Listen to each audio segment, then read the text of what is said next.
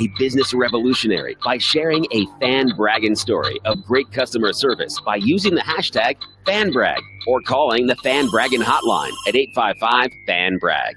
FANBRAG. Now back to Angel and Eric, the Experience Pros. Hey, welcome back to the Experience Pros Radio Show. Thank you for tuning in. It is our privilege to have you on the home of positive business talk. You know, when I was in college, I took a psychology class. All right. Right?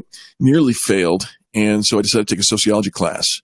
Okay. Because I couldn't figure out what was wrong with me individually and figured out what's wrong with everybody else surrounding me.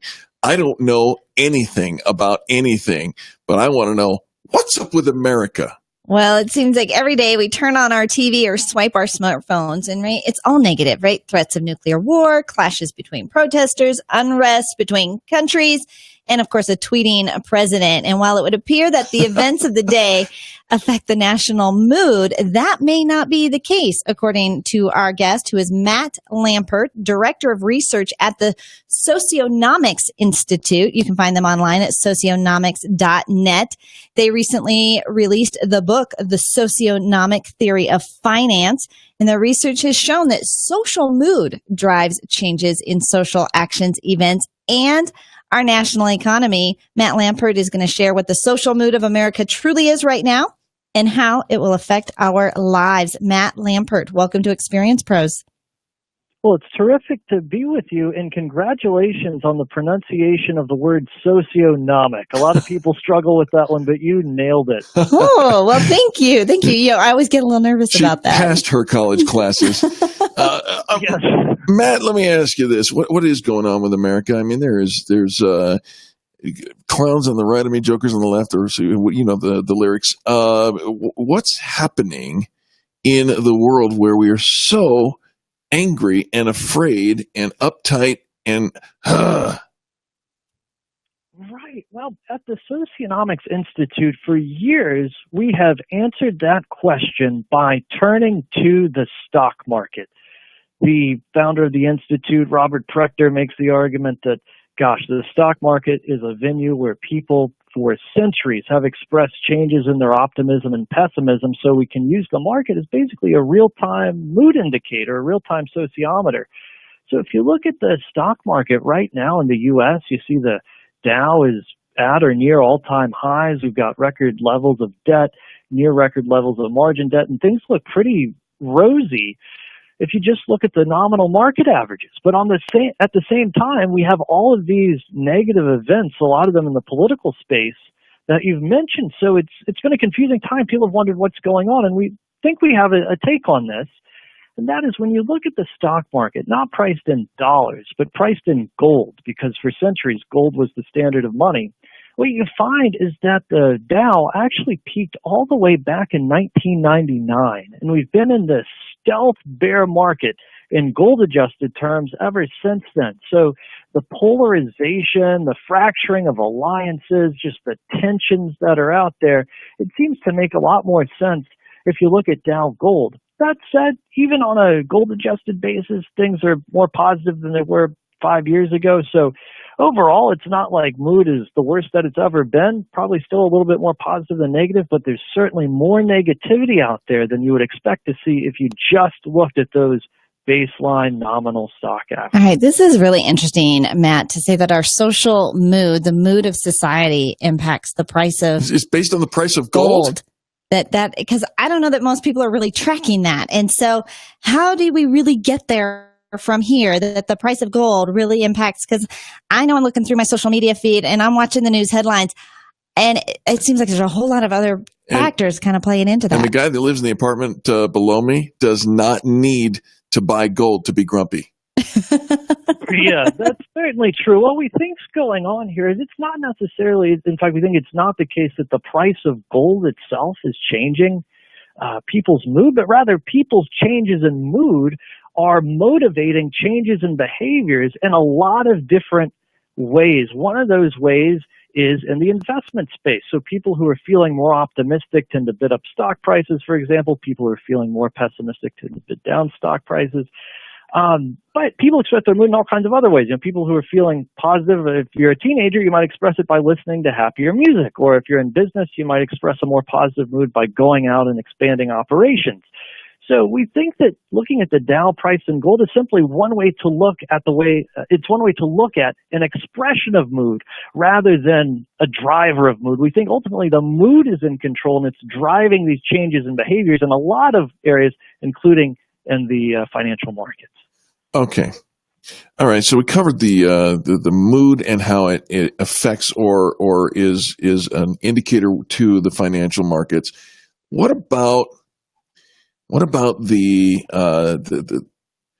how do I phrase this? This is not a political show. so I'll start with that. So be careful so we don't get overtly divisive. But you got to address the elephant in the room. Our neighbors are polarized. I mean, we as a society are in a 50-51% polarization today.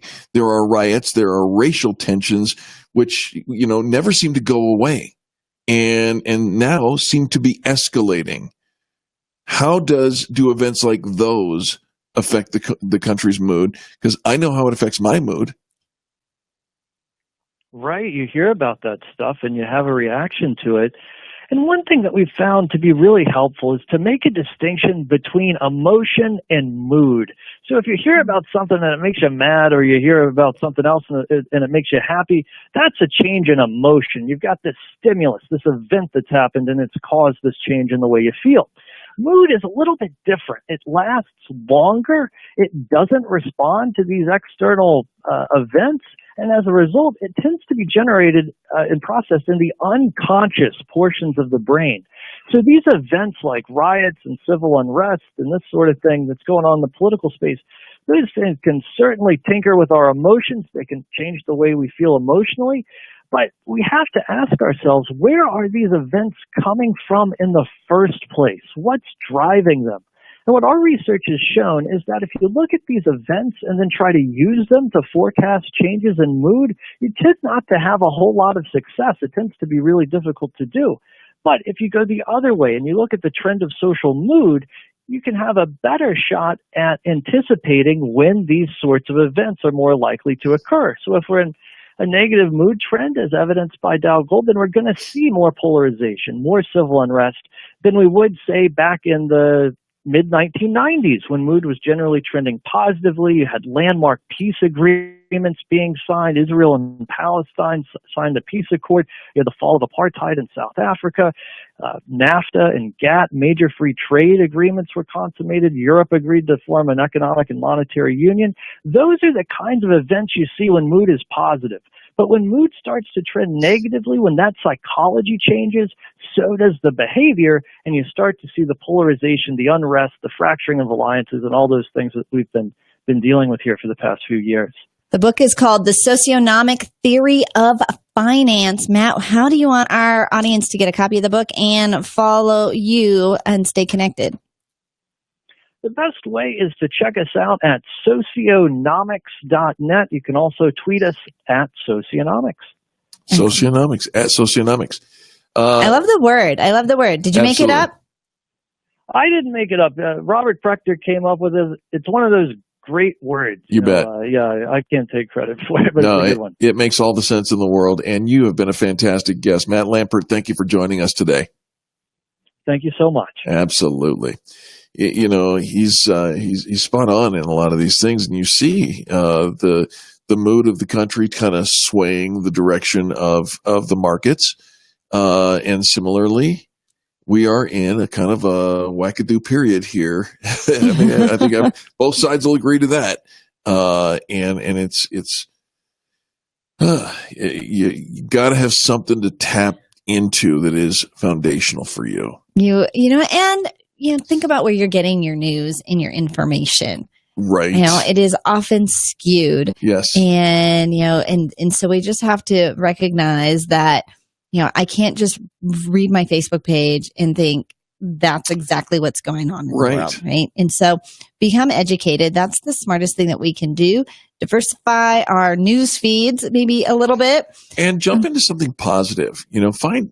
align yourself with somebody positive. You know, Angel and I were having a great conversation this morning in our office, and the notion of aligning and binding yourself to positive entities, such as Experience Pros, but there's many out there, and individuals who are going to lift you up and not tear you down or mock you for whatever it is you feel and or believe.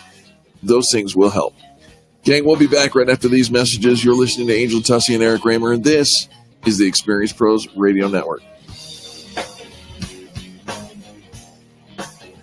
You're listening to the Experience Pros Radio Show, America's home for positive business talk.